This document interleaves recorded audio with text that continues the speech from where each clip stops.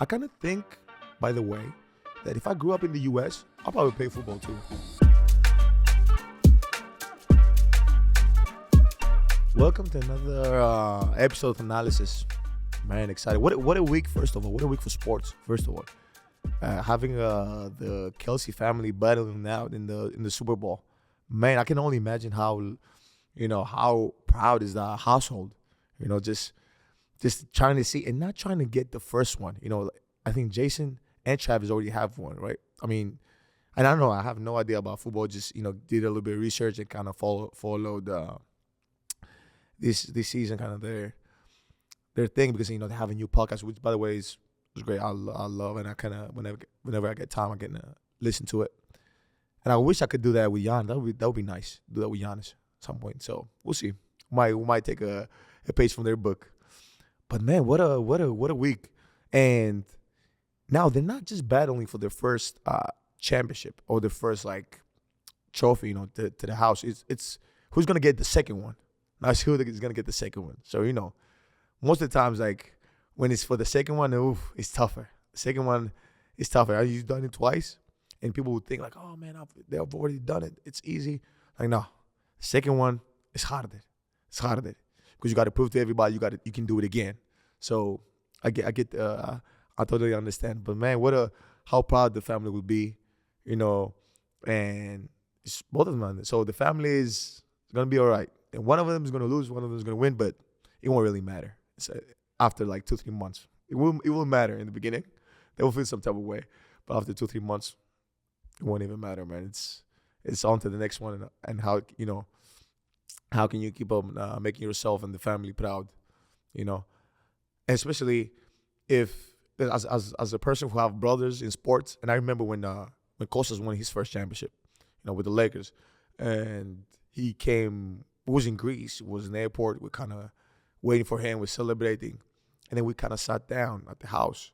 So we're at the table and everybody's eating slowly and just contemplating that we have an NBA champion just sitting at the table with us now. And he's the youngest of all of us. So, of not all of us, but of me and Giannis. So, and then after the happiness and the excitement, we all of us kind of go all right, so what we doing? What we gonna do now? Now we have to. Now we have to win one. So, just it wasn't pressure, but it was mostly motivation and mostly saying to ourselves, what? If he did it, we can do it too. And it doesn't matter which route we take, but we got to get there. And we ended up doing it. So it's kind of, it's always fun for me. By saying all of this, it's kind of fun for me and nice to see families and brothers in finals. Either in any sport, not just basketball. So I'm excited. I'm excited to see what's gonna happen. By the way, I have no clue about football. Even though I'm not don't call me an NFL analyst or anything like that. I have no clue, but I'm starting to learn. It's one of those things, like I said, I'm starting to learn about these things in the U.S.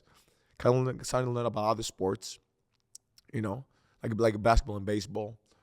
But it's exciting, man. And it's a physical sport. I kind of think, by the way, that if I grew up in the U.S., I'll probably play football too, because of the way I like my body and the way I move. But fortunately, I get to play basketball and do the sport I love, so I'm good with that. One of the other things that's very interesting, about football, I was thinking about, is that I kind of sat down, watched the games. And I was trying to figure out what position I could play, right? And I kind of like the guys. If you see this video, please correct me and let me know, right? Kind of like the position that's in the back, the guy who's not guarding the end zone, or he's just waiting. Is he called safety, or maybe safety? He's just waiting in the back and try to pick apart what's going on, So kind of that guy. So I like that. And then on offense, if I was offense, I like to run. I like to catch at the same time. So I don't want to say running back, but a receiver. But if I was in a space that somebody had to tell me Thanasis, like we're gonna run a route. You going, let's say you're on the left side, sprint, bing bing. Let's say bing bing bing bing is such a such a hoop expression, such a like basketball expression. Change the direction to the right, to the middle, and then go again, and then start running again to the like. I think it'd be so easy for me. Like I would feel obviously not easy, but I'm saying easy to run the route, and say, okay, this is what I'm going at. I just gotta go fast, and I just gotta, I just avoid him. And at the same time, if I can hit him, I hit him. So it's, it's one of those things that I feel like, okay, would be if I grew up in the U.S., I think I would try at least to try it out, So that's all, folks. That's my 2 cents on the Superbowl. I just want to tell you guys, what's making what are the things I'm thinking about. It gets me excited, get to watch, and I'm learning at the same time. So that's it. Now coming to basketball too, man. What about all this like high scores? Everybody playing amazing.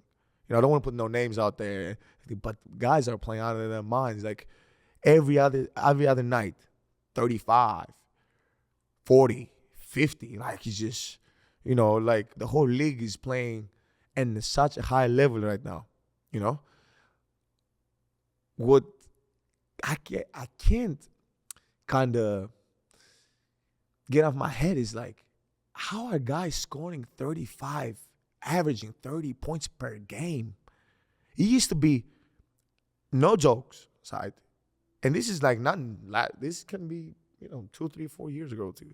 The guys, if you average 25, it was, oh my God, this guy is averaging 25 points per game. Because you gotta think about it. For somebody to be averaging 30 something points per game, that means that some nights he has 40, 50. And other nights he has 20. Or et cetera. Goes from there. So man, it's been a whole like unprecedented. Thank you.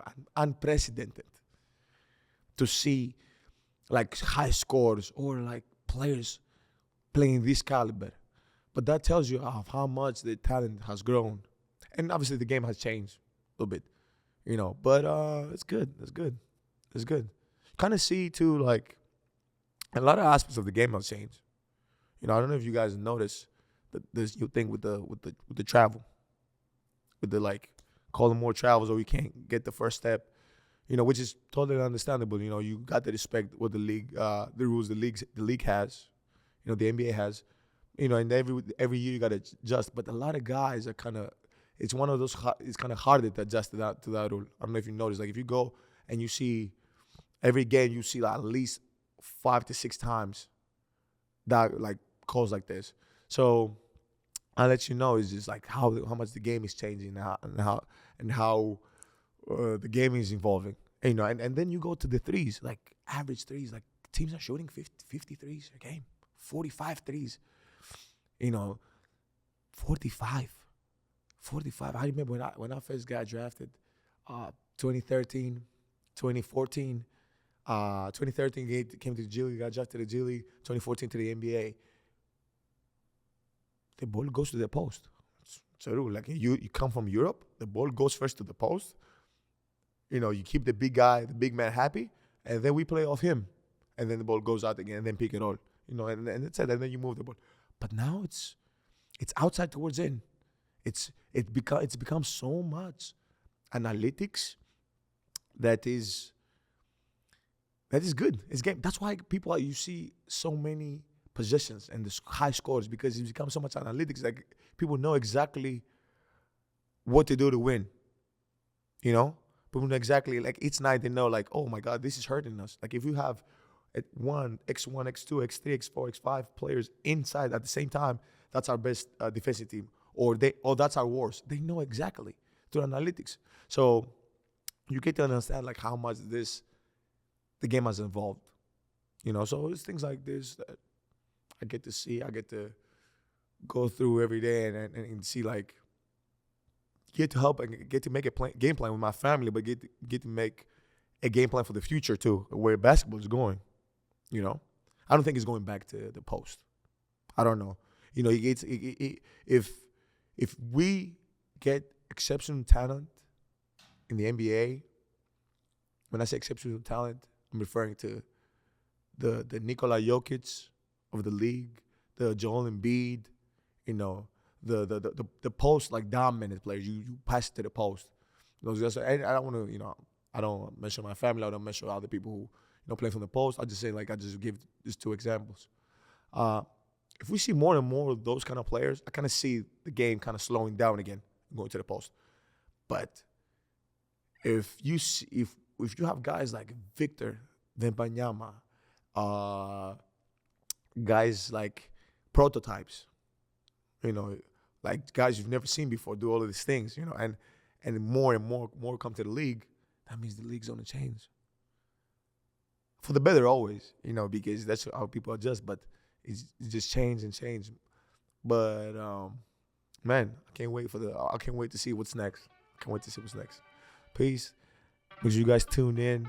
Thank you so much for your support.